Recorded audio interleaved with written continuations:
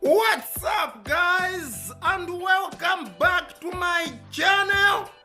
Guys, in today's video, due to demand, some people were asking me, those who are in the diaspora or those who are intending to come to Zambia, they ask questions like, this question has been coming on and on to say, please tell us how can we buy a car in Zambia? What is the best way to buy a car in Zambia? So that is the video for today, guys. So please pay attention. I'm going to tell you all about that.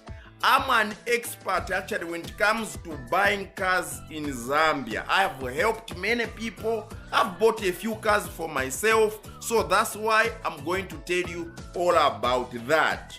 To begin with, let's talk about let me tell you that more than 90%, and I mean more, not less than, but more than 90% of our vehicles we use in Zambia are from Japan. They come from Asia, they come through the ocean, then most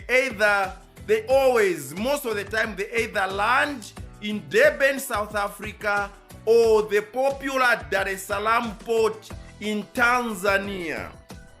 Then I'm going to give you both sides. So most of the vehicles, more than 90% of our vehicles in Zambia are actually pre-owned. About less than 10% of our vehicles in Zambia are the ones which are actually bought brand new vehicles. But these Japanese vehicles, we have come to trust Japanese vehicles because they are we consider them to be very durable. Because these Japanese vehicles, if they are well maintained, sometimes they can live between 5 to 10 years with very minimal maintenance. Things like changing the oil filter, fuel filter, and the oil itself. Maybe if they are diesel, we are talking of even the spark plugs. Then occasionally you can take your vehicle for wheel balancing or alignment, change the tires. Those are very minimal. Okay, let's dive into the video. So how do you buy a car? The cars which come from Japan, I happen to have had two experiences. I was privileged enough to start driving like maybe in the early 2002, 2003, when I just got my driver's license. I remember I would pick cars from Durban, South Africa. Yes. So when you order a car online, we normally order our cars. Almost all our cars are ordered online. So online thing is not a new thing in Zambia. Buying stuff online from around 20 something. Yes, like I'm saying 2003, would either order or go and buy physically. The people from Japan have bought their vehicles. There will be dealers in South Africa. You go and check the one you like, pick it up. 2004, 2005, things began to change as internet became common in Zambia. We started you could order a car online. You like a Toyota Corolla, you like a Toyota Camry, you can order it, whichever vehicle. It could be a Mitsubishi Canter. You order it online and you put your port to either South Africa. But we stopped using South Africa, the Durban, South Africa there were mainly two reasons. Number one, South Africans became very volatile. For some of us who were non-South Africans, for the foreigners, because of a few people, I'm not going to say all, a few people in South Africa began to harm us. They used to kill us a lot. A lot of our colleagues, that is one thing which I've been doing for years. Would go to South Africa, pick up a car. You pick up a car when you buy, then you drive it all the way from South Africa, which is more than 2,000 kilometers, bring it here to Zambia. And then you find that you take it to the owner, then the owner will give you a commission. The same thing has been happening to Dar es Salaam. So that is how, due to insecurity, the place became volatile. Then the second and last reason was we stopped using South Africa, because when you buy a car from Japan, whether it has 10,000 kilometers or 10,000 miles on it, 20, 100, South Africans, because they are a very developed industry. They don't like old cars or second-hand cars. The cars that come from Japan, they are considered wreck. So South Africa is the most developed country we have. Arguably, there's no argument. South Africa is the most developed country we have here in Africa. You can tell by the buildings, their systems and whatever. So in spite of them, a few people, there were a lot of criminals who would attack.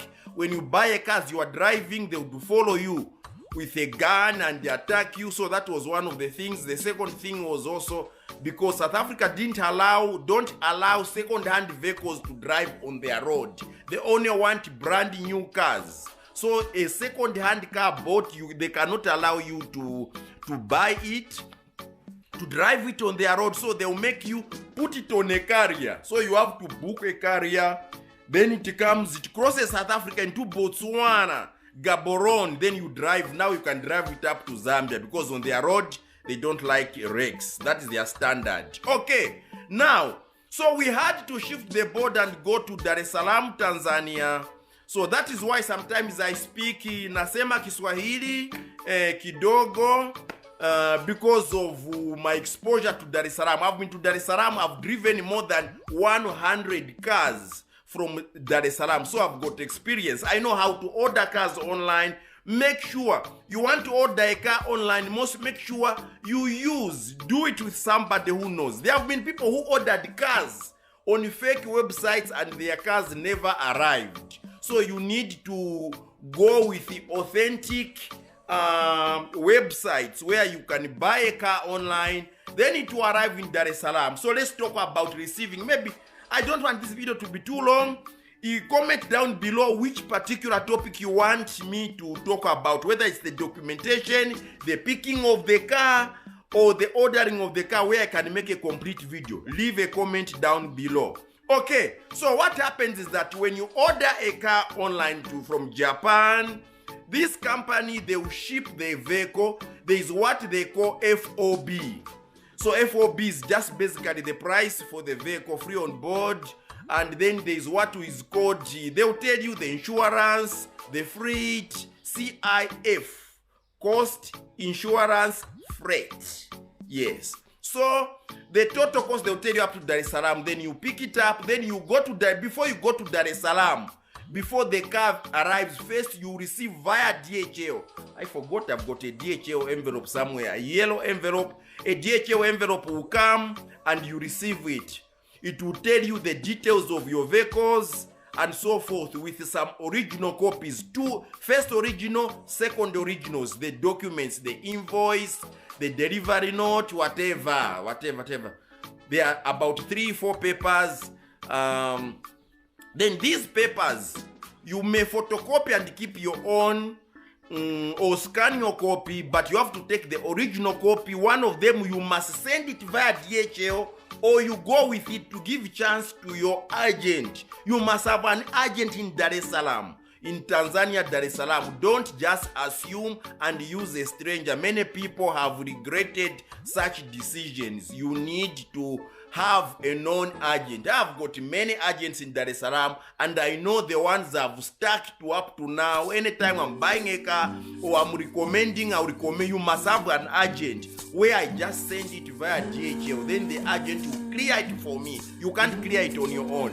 Then you go to Dar es Salaam. The agent will tell you, come tomorrow night. You either go by air, or you go by train, or you go by bus. It will take we go by air, under 2 hours you are there. You go by bus, you go a few days, then you go and do your paperwork. You come checking from Dar es Salaam. You pass through places like, Musugusugu, Makambako, Iringa, Tunduma. Those are the places where you need to keep stamping and checking in your vehicle up to reach Tunduma border. You cross into Nakonde. Nakonde, you have another agent. Okay, although you have another agent there who will help you to clear to the Zambian side for like very small fee of like, is it $5? Then to the Zambian side, you have your Zambian agent who is going to clear for you your vehicle after inspection.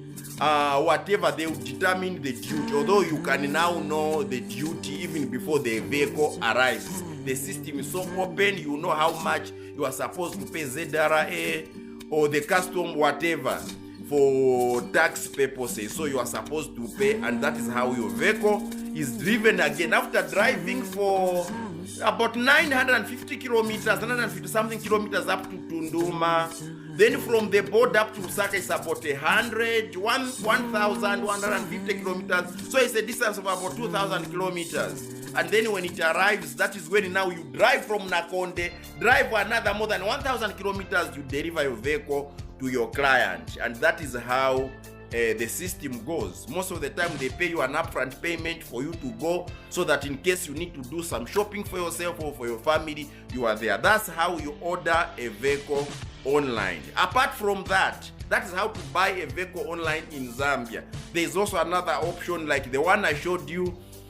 You can buy from the most affordable dealers, but most of the time they'll add some profit. They'll order it the similar way we also order. So they'll put a markup. So by the time you are buying your vehicle, they will not be cheap. It will be expensive because they'll put some markup. Another way not to buy vehicle, I discourage people, is to buy a used. A Zambian has used a vehicle for 1, 2, 3 or more years. You are buying from someone just because it's cheap. You are just inheriting problems. Would you want to hear more of such videos? Please comment down below, select a topic, and I'll be sure to come back with another topic. This is my field, I know it well. I've driven small cars, medium cars, even big trucks. You know me. For those of you who have watched my truck series, you know that I drive anything called a vehicle.